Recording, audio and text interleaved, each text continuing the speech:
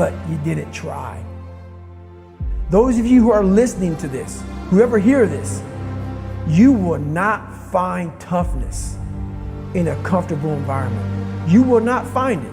The only way you find it is to drown yourself in a position where you're just out of sorts.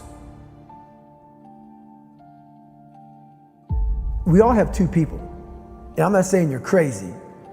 We have the easy voice, which is that 20% telling yourself that I'm easy at 90% of my full potential, maybe 100% at that 20%. That's that voice that we all love.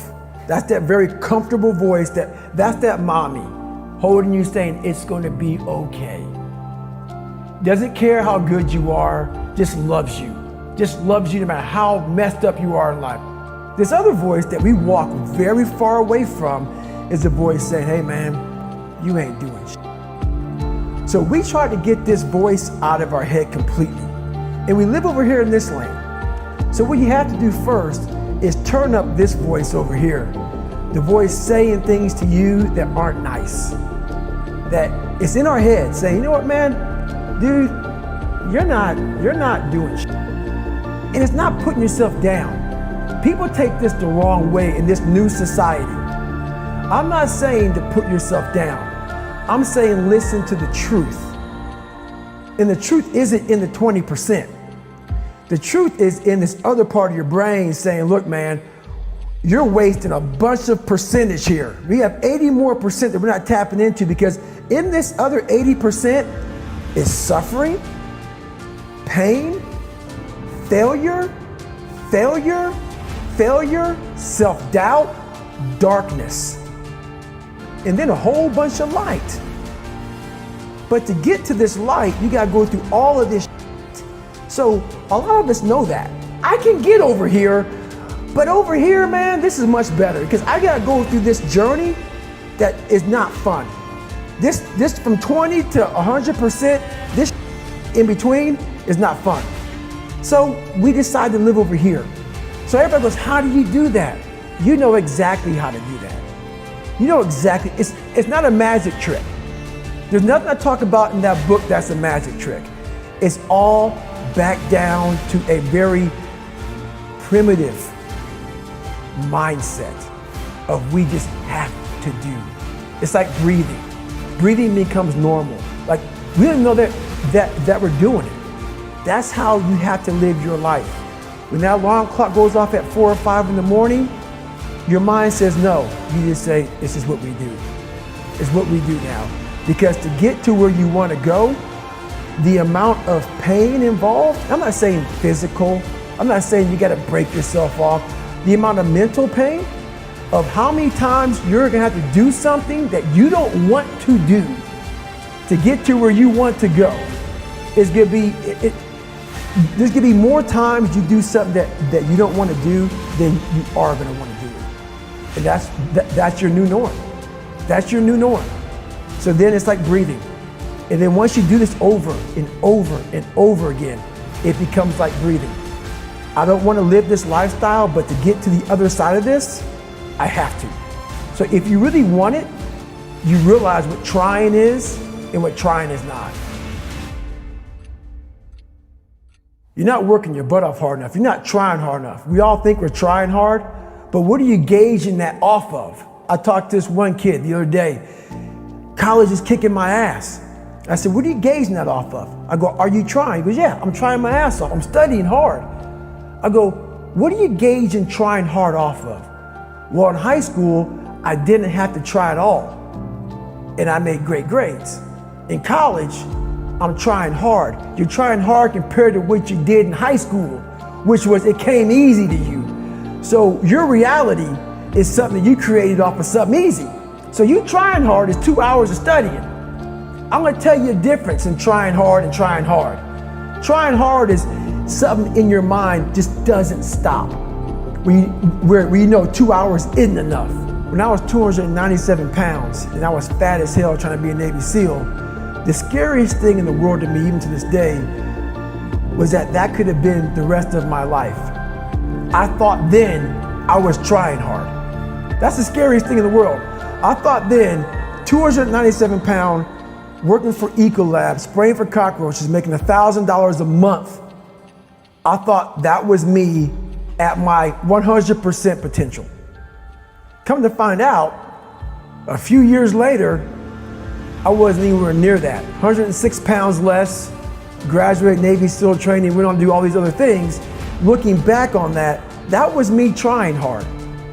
That's why people gotta understand, what is in us, we have no idea until we start trying hard. And I mean really trying hard, where you're obsessed with, hey, this is my new norm. This isn't always fun. It's not always meant to be fun. And that's when you know you're trying hard. I have this haunting voice in the back of my head. A lot of us have it. We just ignore it. And it was there for years. So I knew in the back of my mind that I could pull off this whatever.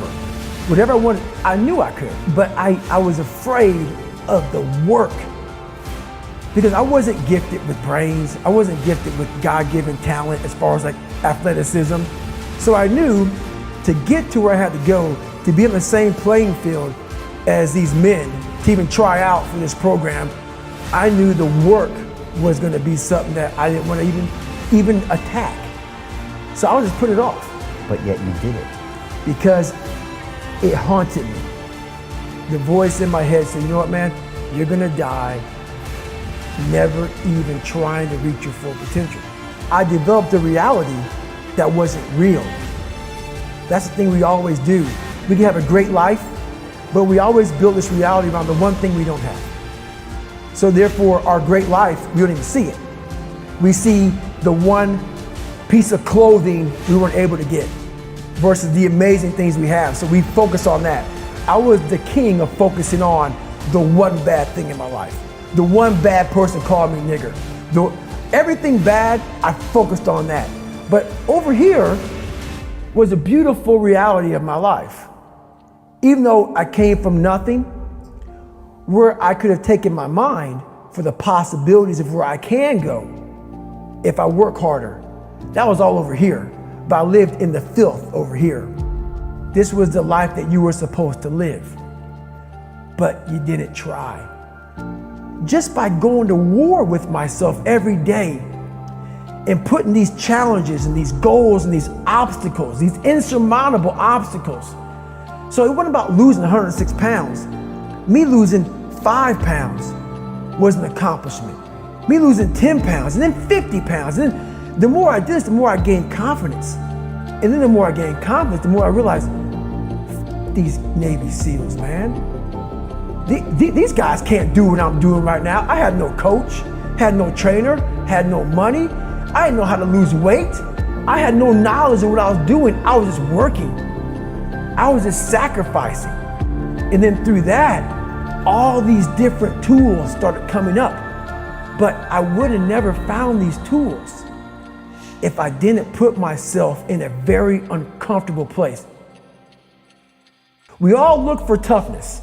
We all want it, but we look for it in a comfortable environment. You will not find toughness in a comfortable environment. Those of you who are listening to this, whoever hear this, you will not find it. I was trying to look for it everywhere.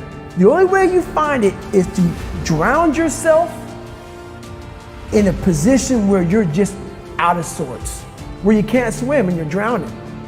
Where you're drowning. You're drowning in life. But you say, you know what, man? Dad, I'm gonna figure out how to backstroke or something. And then through figuring out all these tools, your mind starts to, when you quit, your mind does this. Because you're out. Once you say, I'm not gonna quit, this is the 40%. When you quit, your mind says, we're done. So it doesn't expand. There's no expansion when you quit. When you say, F you, this sucks, I'm drowning, I'm miserable, I'm suffering, I'm broken, but I'm not going anywhere. What happens to your mind is it does this.